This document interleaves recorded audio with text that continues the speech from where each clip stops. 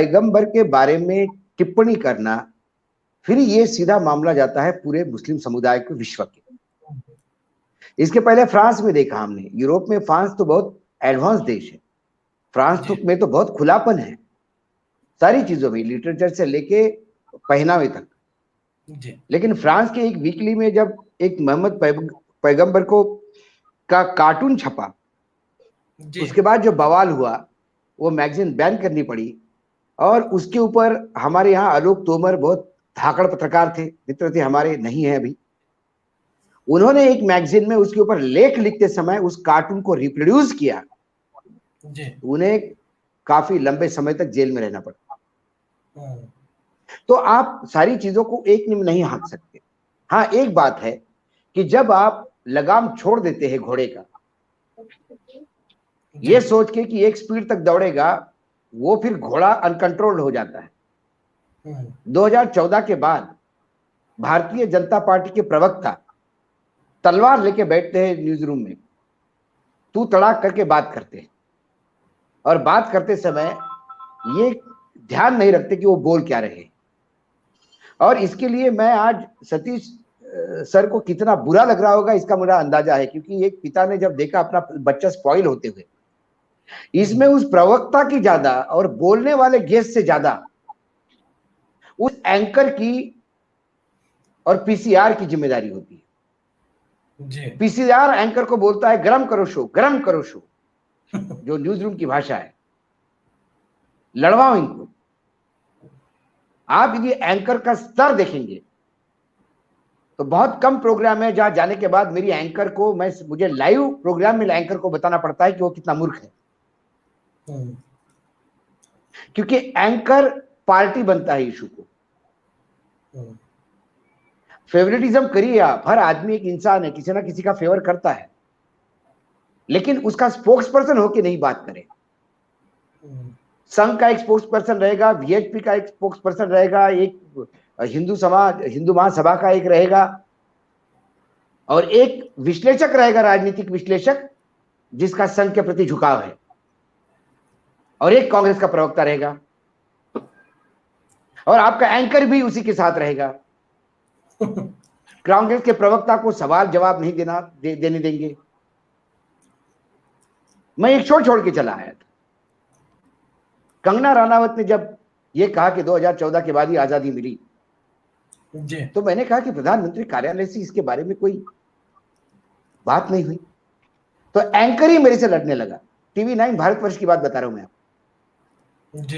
Anchor ने मुझे कहा कि अरे प्रधानमंत्री हर गहरे नत्थु खैरे के लिए थोड़ी जवाब देगा, और उसने टॉस किया, वो मुझे बोलने नहीं दे रहा था। मैं शो छोड़ के आया।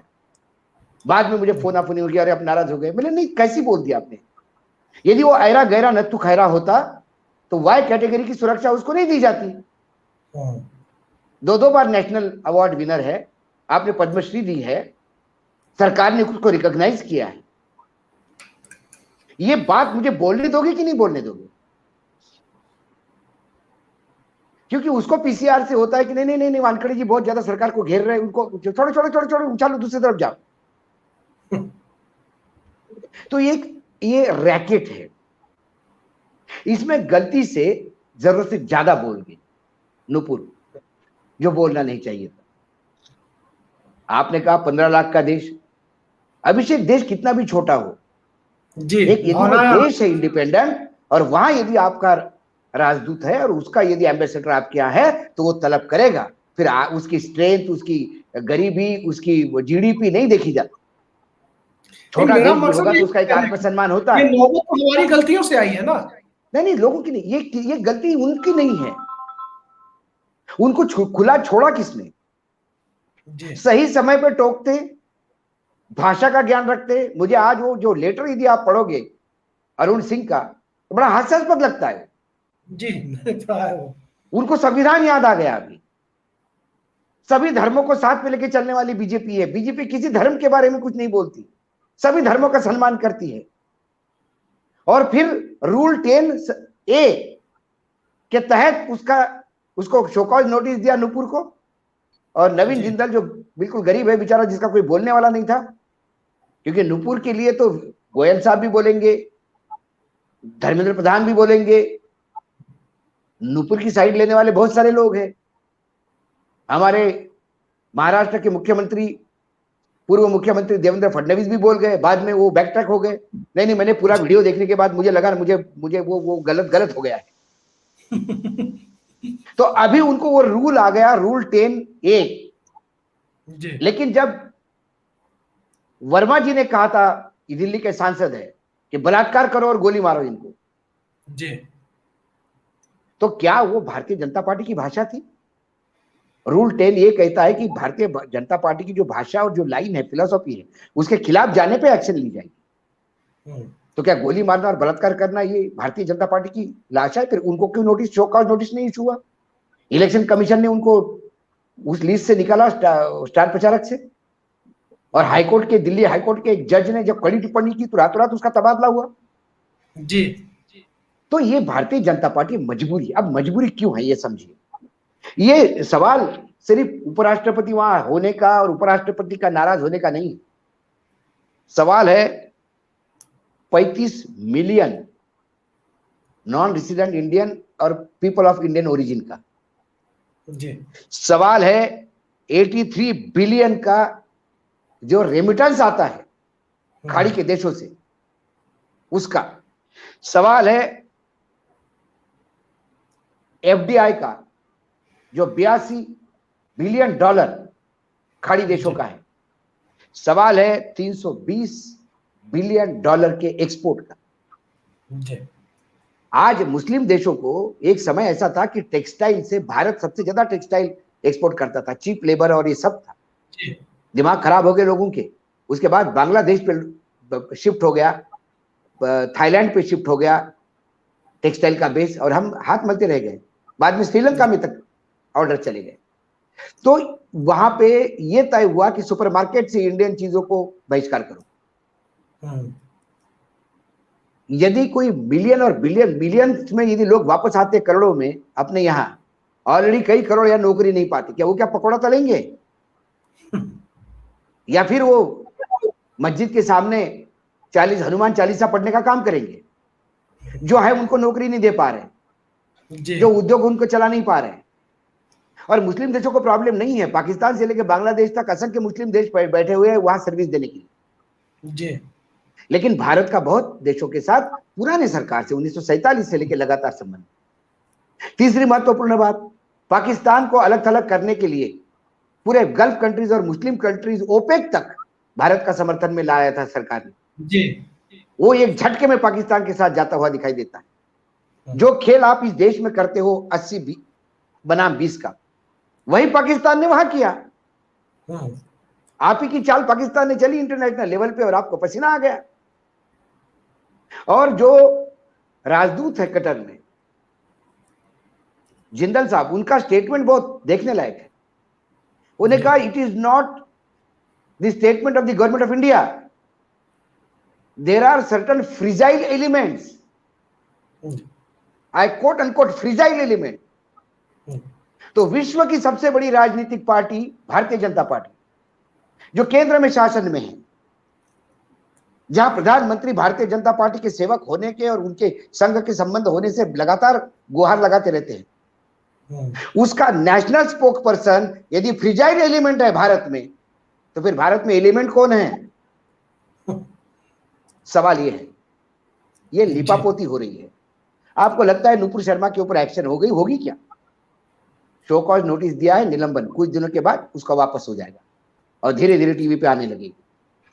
ये टीवी वालों को दोष मत दीजिए, जनता भी झगड़ा देखना चाहती है, तभी तो टीआरपी मिलती है, इसीलिए ललकारा जाता है, इसीलिए वहां भाषा ये होती है।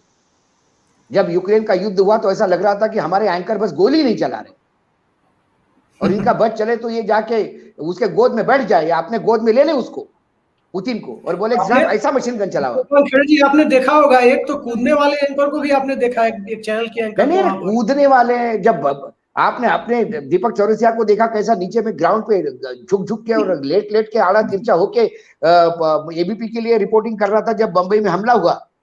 जी, हमला कहीं और हुआ, किसी गार्डन में आप पड़े हो, विजुअल बनाने के लिए आप आड़े तिरछे हो रहे हो। वो पत्रकार अलग होते हैं जो युद्ध कवर करते हैं, गोलियां खा के आते हैं, शहीद होते हैं जी। ये युद्ध खत्म होने के बाद वहां जाके गिरे हुए मकानों के सामने टीआरपी लेने का वो बताते हैं कि हमने बहुत बड़ा काम किया। जी। हमने देखे ऐसे लोग, ऐसा नहीं कि वॉर रिपोर्टिंग इस देश में नहीं हुई, बहुत हुई है। तो इसमें उस टीवी चैनल पे भी एक्शन उतनी ही जरूरी है कि आपके यहां से एयर कैसी गलत चीज हो गई, ये आपकी रिस्पॉन्सिबिलिटी है। और यदि इस मामले में सतीश जी बहुत अच्छे से बता पाएंगे, क्योंकि सतीश जी ने तो ये पूरा फॉर्मेट उनके सामने चैनल से शुरू किए, उन्होंने चैनल की पहली पीढ़ी के वो लोग हैं जिन्होंने चैनल एस्टेब्लिश किए, उन्हें मालूम है चैनल की रिस्पॉन्सिबिलिटी क्या होती है। जी। लेकिन क्योंकि वो निपुर शर्मा है, भारतीय जनता पार्टी की सदस्य है, वो टेम्पररी उस पर एक्शन हुआ है, तो उस चैनल पे एक्शन नहीं होगा। मेरे जैसा होता तो सबसे पहले उस चैनल पे एक्शन लेता कि आपके यहाँ से ये चीजें एयर कैसी होती है, दैट्स इट।